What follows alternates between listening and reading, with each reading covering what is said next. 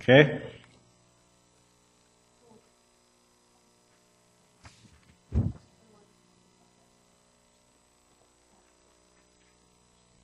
I'll call the meeting back to order. We'll call the meeting to order. This is a regular council meeting, and it's ironic that we're convening a regular council meeting at 10:30 at night on International Day for Families.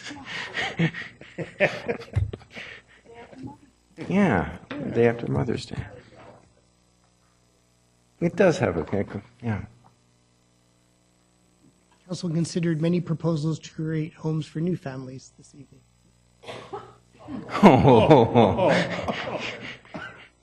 Let's go with that. Okay. Mr. Clerk. Thank you, Your Worship. Item 1 concerns minutes of the regular council meeting held on Monday, May 1st. Recommendation to approve. So moved. Second. Moved by Councillor Asmundson, second by Councillor Mazzarello. All in favor. Opposed. Carried. Item 2 pertains to the minutes of the Multiculturalism Advisory Committee meeting of Wednesday, April 19th. Recommendation to receive. Second. Moved without enthusiasm by Councillor O'Neill, seconded by Councillor Asmundson.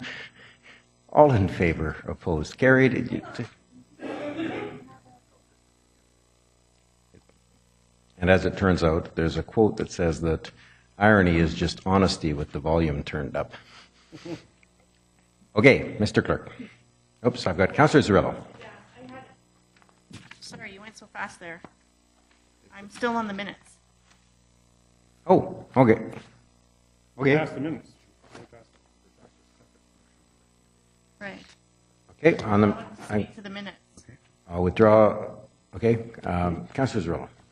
On page 5 of the minutes, it says a committee member suggested that whatever decision council may make regarding recommendations, that perhaps the city could consider the ways that it could integrate the 7 priorities. Anyway, and I just wanted to understand how staff took that. I think when a recommendation comes to council, if council says yay or nay, if council says nay, I just want to understand if staff just go ahead and do it anyway. That was kind of the way it read, was that, okay, if council doesn't say yes to our recommendation, could staff just do it anyway, is the way I was reading it. So I just wanted to understand staff's interpretation of that suggestion. Sure. I can't speak for the planning staff for there, but I can speak for staff in general, and that if the following committee recommendation is not supported by council, that staff would step back from those efforts. I think what the minutes are speaking to is what are the ways in which they may then naturally, as opposed to working forward in a proactive way to identify those, how to integrate those plans. It seemed odd. Thank you.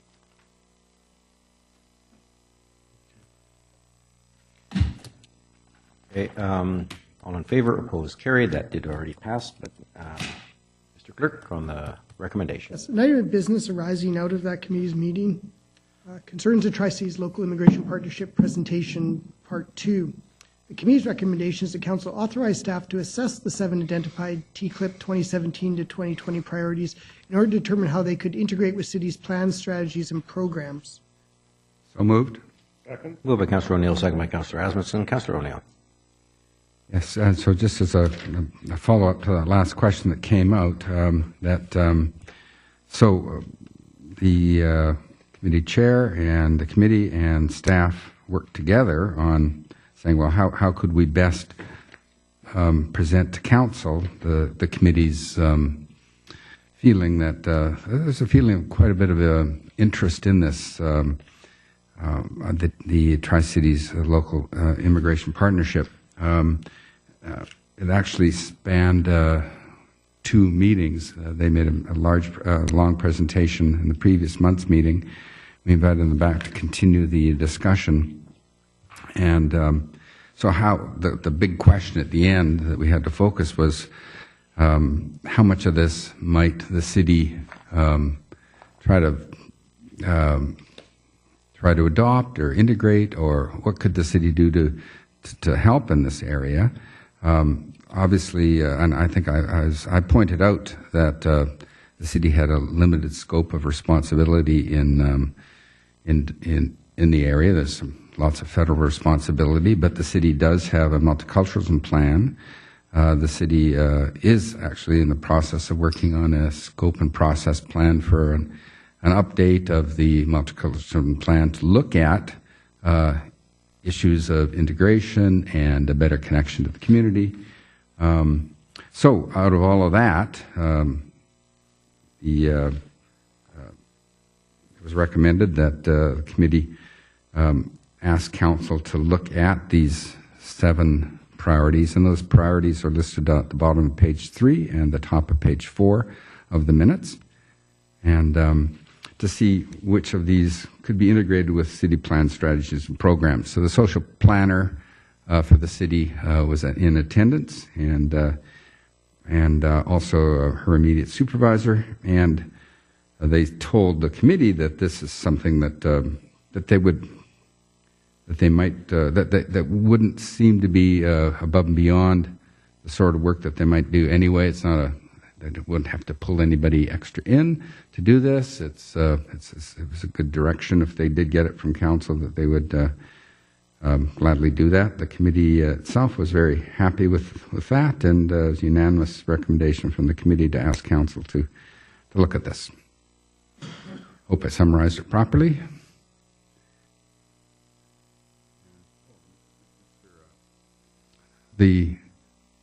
One of the staff members who was in attendance, the senior staff member who was in attendance, is in attendance tonight, Mr. Merrill. If you wanted to get further comment from him. I don't need any. You don't need any? Yep. Okay, thank you. Maybe others? Anybody else did? Yep. Councillor Zerillo.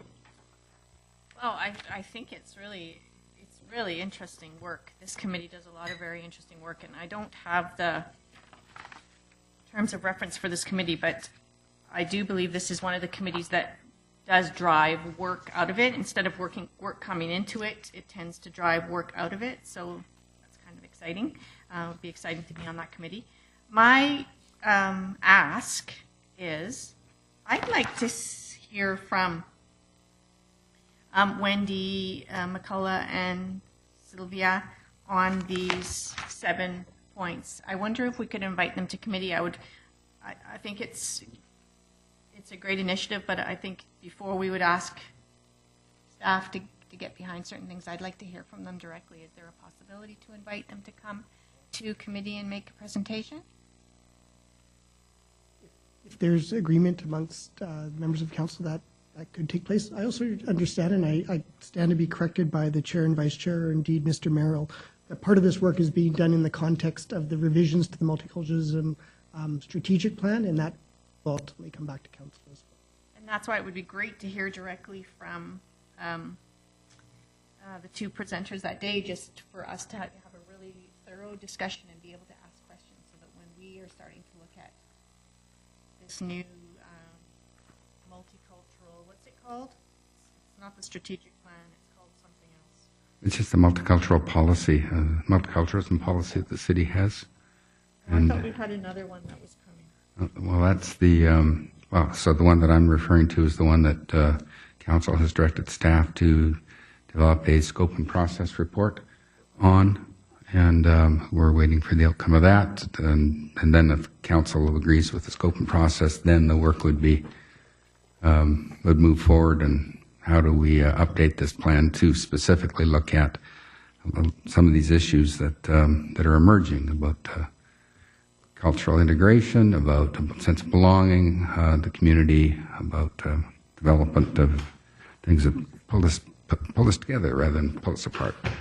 So yeah, I'd love to see. So I'd like to, I don't know if I would move that motion or what would happen, but I'd like to have the presentation, especially if council is going to be asked to look at the scope of a new study, that we have a thorough understanding of maybe if any of these or all of these should be brought into that. So could I make a motion? You can't right now. There's a motion on the floor. So what's the process then for me to ask for that? Okay, well, once this motion has passed, you could, yeah, I mean, free to make a motion. It's, the topic is on the floor, I'll rule. So you're free to make a motion. Then there would have to be some issue of priority, obviously, so where we go. So if you hold on to that, any further discussion on this motion? Councillor Wilson. I'm interested in it as well. Councillor O'Neill, you'd mentioned that it was a very long discussion over 2 meetings. But it may be a compromise be to get the PowerPoint presentation, the slides, and have us look at that rather than have a full-on presentation, or?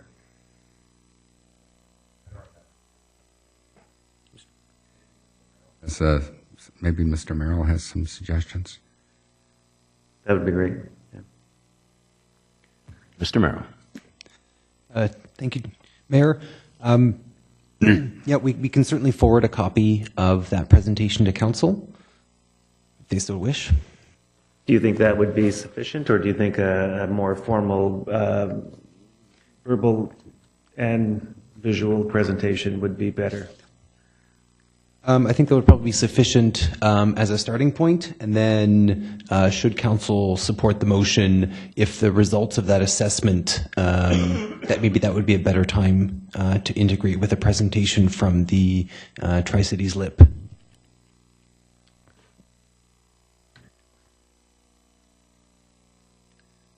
Just a thought. Okay, so right now we're on the motion before us, which is to authorize staff to assess.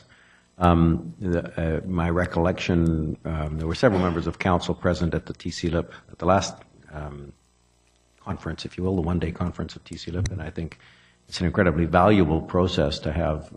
I made reference to it in my presentation to LMLGA, an invaluable process to have all those agencies cooperating in a way that may not happen quite as well in other communities, and so it's worth all of us looking closely at the results, both the results that they're getting, but also the lessons learned.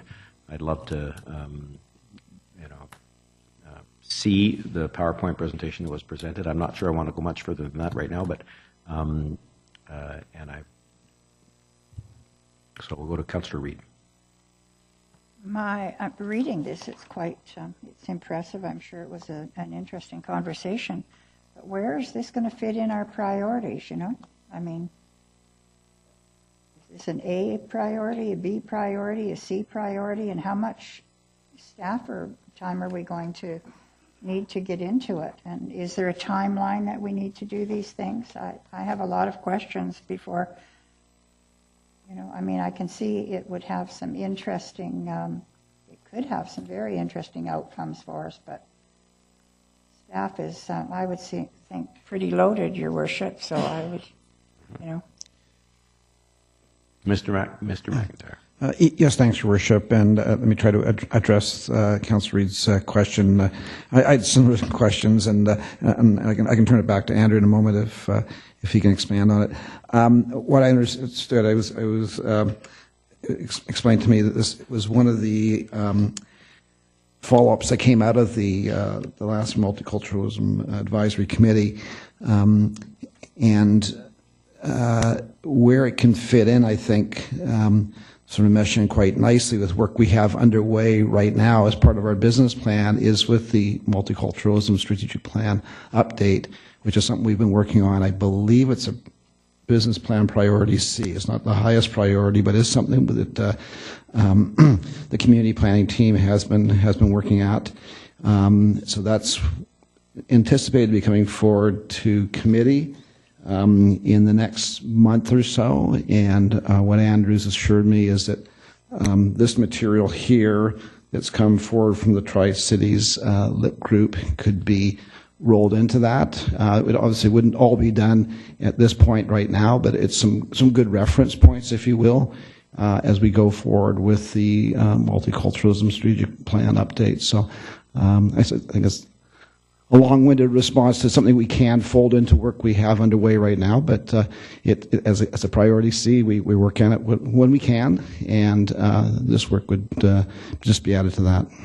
Thank you. Thank you. Councillor Asmunsen. Well, thank you. I was at the first meeting, not the second meeting due to other commitments. But the TCLIP was held here, and this was the same information that we had at their meeting of the Evergreen Cultural Center. They came to committee to provide that information for you. There's some good discussion in the first meeting, and it carried over into the second meeting. And really, these 7 points were simply to go, and I talked with Councillor O'Neill, was to, as we're looking at our multicultural and strategic plan scoping process, was to have these sort of looked at by the social planning staff through Mr. Merrill, and to see these points, do they fit within what we're moving forward in our MSP update. Some of these things won't fit in with our multicultural because we do get advice towards cities. So some of the things where we're going to enhance service support through newcomers, that's not something that the city is going to be doing. So I think that this is not any extra work, as Councillor O'Neill pointed out. This is strictly what TCLIP has done, is some information that they've gained. The staff can go through and see how it fits within the scope and process report that's going to come back to council on whether we decide to put the resources towards updating the multiculturalism strategic plan, which I do think needs to be updated from the last time it's happened. On the other issue about having Wendy McCulloch, they were at that meeting, they're at this meeting. I don't know if that's any necessity right now to meet with them. I think right now it's just this information is just to be passed over to staff, these 7 points for staff to review where it may fit in within the city's policies and guidelines. Thank you. Thank you very much. No other speakers. The question is the committee's recommendation. All in favor? All opposed? That motion carries unanimously.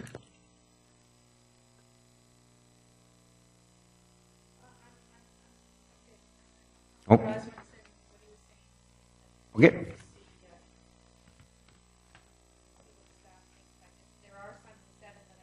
Just 1 second, 1 second. We'll get your microphone going so that people at home can. No worries, that's fine. Okay. Mr. Clarke. Thank you, Your Worship. Item 3, which pertained to the zoning amendment bylaw 4764 and the text amendment to revise parking requirements for ground-oriented multifamily housing and secondary suites and single-family housing, was the item from the public hearing that will be continued at the public hearing on June 26th. So I would suggest that we skip this consideration of this item now and move on to item 4. I'll rule that that won't be considered as the public hearing is in process. Hearing no objection, Mr. Clarke. Thank you very much. Next item, item 4, is the discharge of the land use contract for 585 Austin Avenue. This is bylaw number 4763 and zoning amendment bylaw number 4748, again pertaining to 585 Austin Avenue. Staff recommendations that council gives second and third readings to save Coquitlam bylaw number 47. Oh, I'm sorry. One moment, please. I don't want anyone to be moving or seconding anything. So, Councillor Reid. I will be excluding myself due to a potential conflict, as explained earlier. Thank you. Okay. No, the chair has the right to interrupt the clerk at any time and could stop that.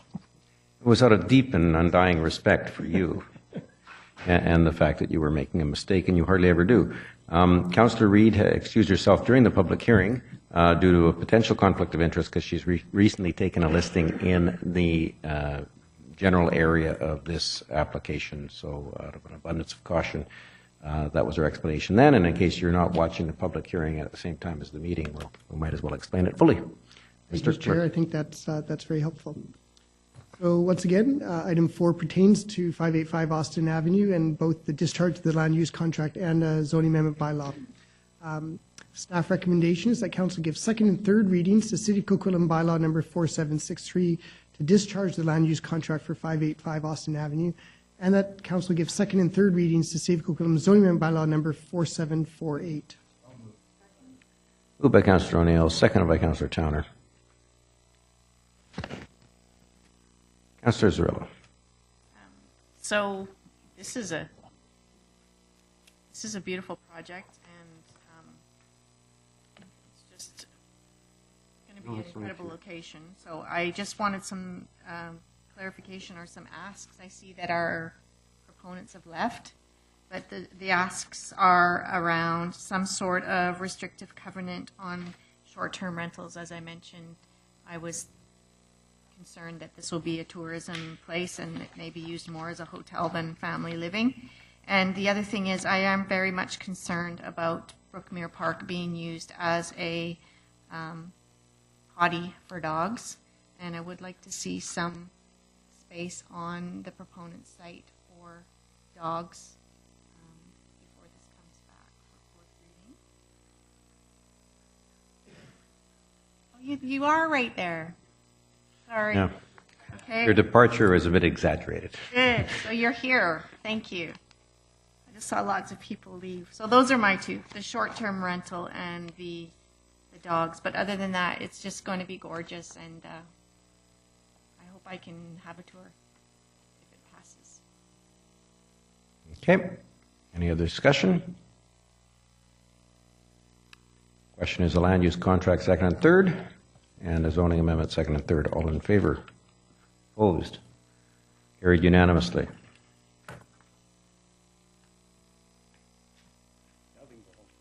No, they have to stay till we're done.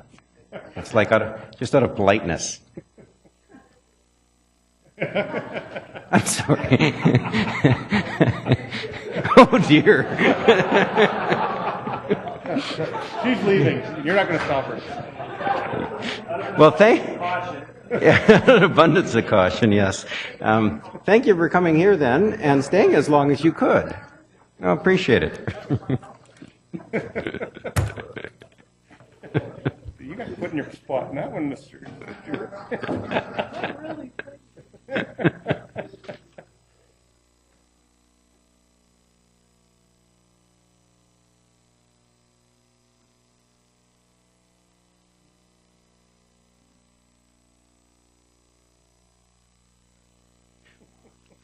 Mr. Clarke. Oh.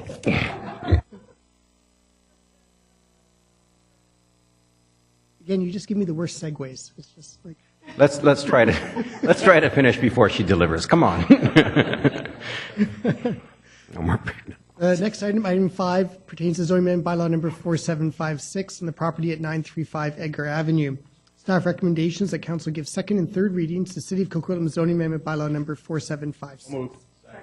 Moved by Councillor Asmussen, seconded by Councillor Hodge. All in favor? Opposed? Carried unanimously.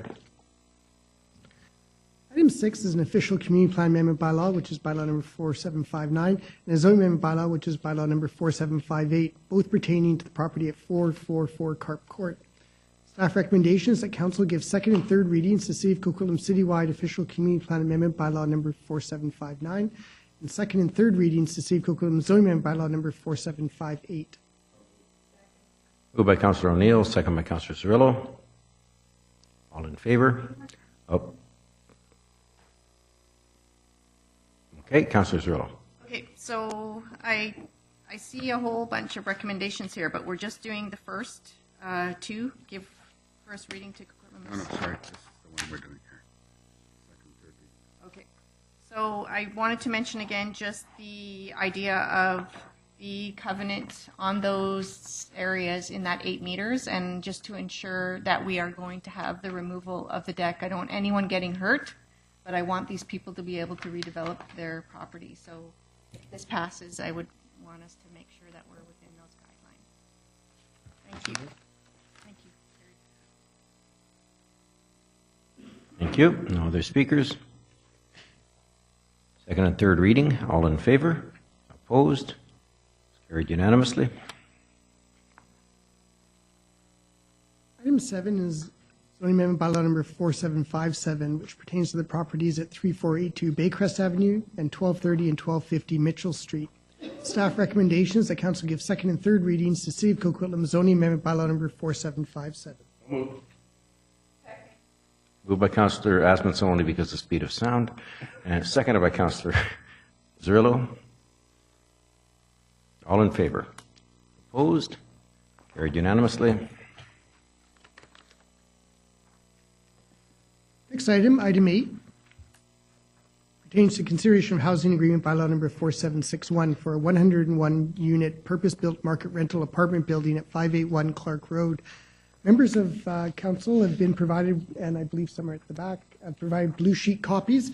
There's a minor revision. If you look at the bottom of the page under where it says section 7.04, your original, you'll note that there was, prior to where it says Article 7, the words section 6.02 have been removed. So it's something that's been taken away, nothing has been added. So the item is just for clarity of that reference. With that in mind, staff recommendations that council give first, second, and third readings to City of Coquitlam Housing Agreement Bylaw number 4761, I'm going to say as revised. Moved as revised by Councillor O'Neill, second by Councillor Towner. Councillor Cirillo. Yeah, so I've spoken about it before, but I am concerned about smoking. And we have the opportunity for adaptable units there. I think we have potentially folks that have health issues that may be in these units. And I know that there is some work being done across Canada around having smoking regulations spelled out in housing agreements. And now with the potential legalization of marijuana, I think it becomes even more pertinent that we have some sort of restriction right at the housing agreement level around smoking. It came to my attention a few weeks ago, someone that lives just behind, actually on Howie, in a building, and they're having serious health issues. They have no way to stop their neighbors from this, and they can't get a hold of the owners of the property. So I think this could be a real problem. So, Mr. McIntyre, I know you did send me some information about having smoking restrictions. I'm just wondering, is there any way to have some sort of language around smoking cigarettes and marijuana where it affects the quality of life of other people in the building?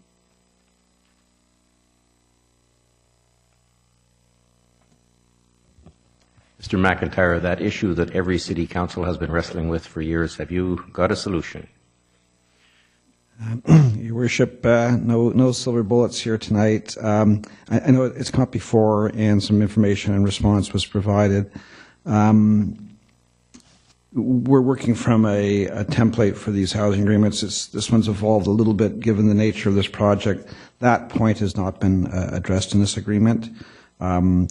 We can take that away and discuss that with legal counsel if that's city council's direction. It does. Typically it becomes more of a landlord-tenant property management issue than so much in a housing agreement where the city's party to that.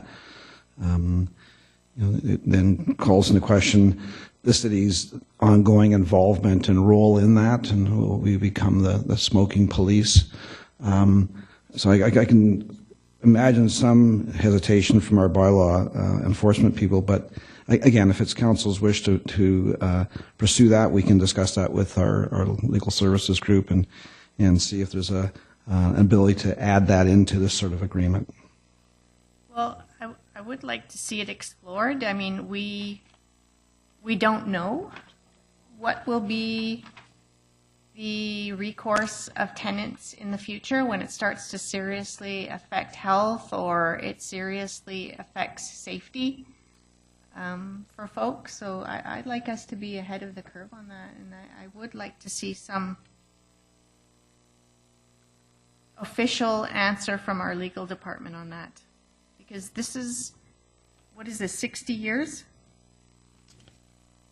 If we have no language in there about smoking and people smoke for 60 years in these buildings, they're uninhabitable basically. So I'd like to see some language around smoking, and at least some language around what is the legal recourse for the tenants if it it's not for us, at least for the tenants, so that they know what they can do. Because at this point in time, the renters that I know of have no recourse at all, even when it's affecting their health. And in this market where there's nowhere else to move to, it can be quite devastating. Well, there are some building code advances that will that mitigate much of the issue.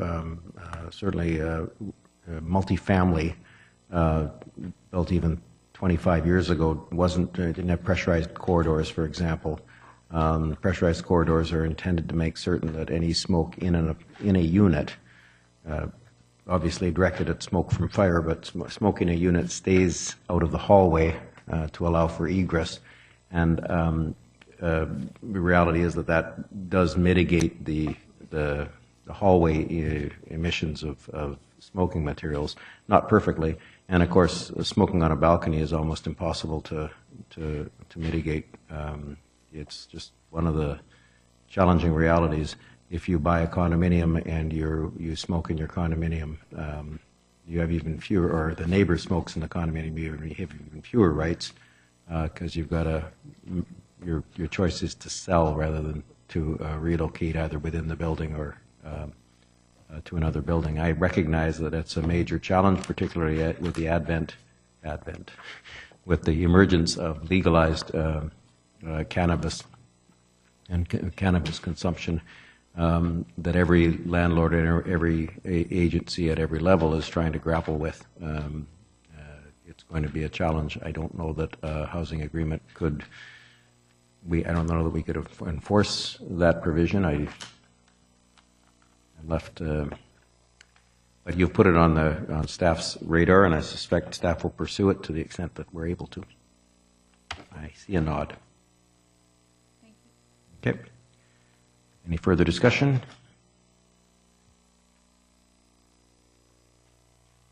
For second, third reading of a housing agreement. All in favor? Opposed? Carried unanimously. Sorry, carried as amended. Yeah. Item 9 pertains to the Metro Vancouver Board and Brief for its meeting of April 28th. Our representatives are available to respond to questions and the staff recommendations that Council received for information in the Board and Brief. Move receipt. Moved by Councillor Asmundson, seconded by Councillor Reid. Councillor Zerillo. Thank you. So I see that the impact of cigarette butts on aquatic life came up, and Mayor Stewart, I did ask you to remind me next time it came. So I see it came up, and it looks like they're not going anywhere with it. Is that correct? They did some research out there, and there's not really much information, so they've decided to just move on. Extensive literature research revealed a very limited number of scientific studies on this topic. Does that mean they're just moving on?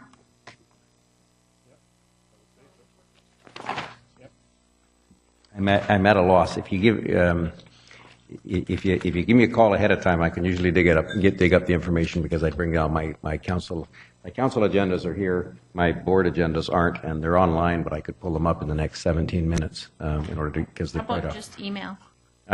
That would be fine too. And if you send me an email on any of these questions, yes, I know that Councillor O'Neill is champing at the bit, as is Councillor Hodge, both of whom may have some element of knowledge of that particular issue more than I. So I'm going to go to Councillor O'Neill. I don't have that. Yeah, I'm going to go to Councillor Hodge. Particular issue. That's another issue I want to speak. Okay, Councillor Hodge. I'm going to say on the cigarette butts, I don't have the data in front of me, but my recollection on it was that there was not conclusive data or research to support it. There was a belief that obviously it was not good for aquatic life, but there was no substantial research that could be found to support it. I think that's where we were on that.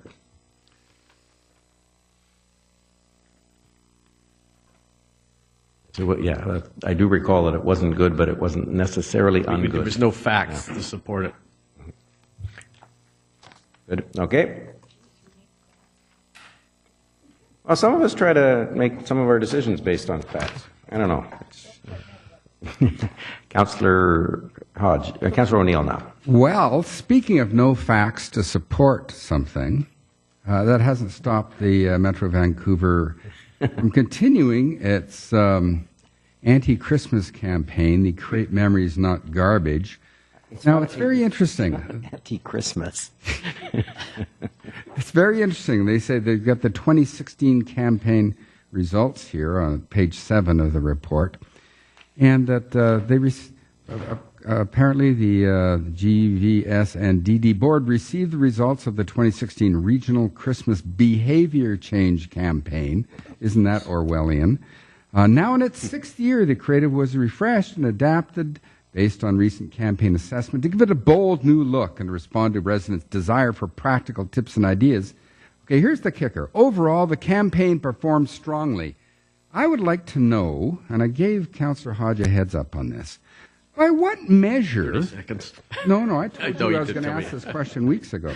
By what measure can they say that the campaign performed strongly? Are they actually measuring how effective they are in reducing the Christmas purchases of people and getting them to give memories instead of actual gifts? I don't think there was any Christmas purchase of people. No. Purchases by people. By people. By people. We're not. That's right.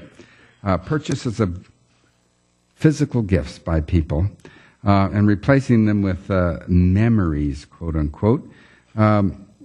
Being a little sarcastic here. So apparently this performed strongly, though. But what were the measurements that had them saying that this performed strongly?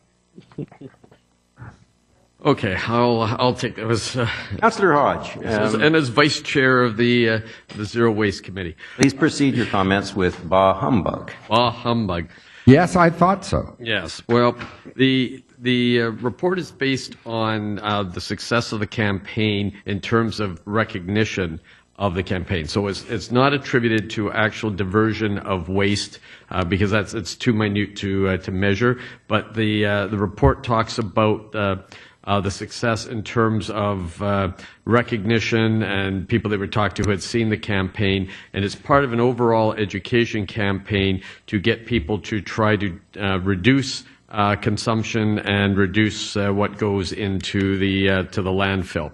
Right. So even though this is a behavior change campaign, they are not measuring, and they can't measure if they're actually being able to change any behavior. And the way that they say that they are performing strongly is that people now are able to more readily recognize the campaign. It doesn't say whether the reaction is negative or positive. They might hate that campaign, but boy, by gosh, we see it coming out there. So this could have absolutely no positive impact. People could hate it, and you're saying, or the Metro Vancouver is saying, that it performed strongly. This is my annual rant against this campaign, and I think this should be consigned to the not a recycle bin, but to the dump. There actually is nothing to. It's an electronic agenda, so there's nothing to consign to the dump. This paper, then. I will acknowledge Councillor O'Neill's concerns, pass that on to the committee when we have the discussion in the fall, which no doubt we'll have a discussion about next year's campaign, and your concerns are duly noted. And I'd also like to mention that today marks the start of water restrictions in Metro Vancouver. Pouring out. We needed it. Thank you, Councillor Again, Hodge. it's about education and getting people used to the idea of conserving. No, I think it's about irony again. This date was chosen as the start date for a bylaw that was implemented months ago, and there was no way to know that it would also be one of the wettest days on the record. I have emailed all council members with the agenda for the GVS and D board meeting so that Councillor O'Neill can satisfy himself as to the true content of that, not saying that Councillor Hodge was not true, but the content, I think, if you set the purpose of the campaign as to educate, then the campaign performed strongly. There was strong recognition of the campaign, a strong recognition of particularly the banana character and the red pepper character. They were both well. Okay. Oh, sorry, wrong. Yeah. Any further discussion on Metro Board and Brief? Seeing none, the motion is to receive. All in favor, opposed, carried. Moved by Councillor Reid to adjourn, seconded by Councillor Asmussen. All in favor, opposed, carried. Are there any questions from the audience on tonight's agenda? Any questions at all? Any questions at all? Seeing none, I thank you all for coming, and for those of you who went home to International Day for Families, we appreciate it. All the best.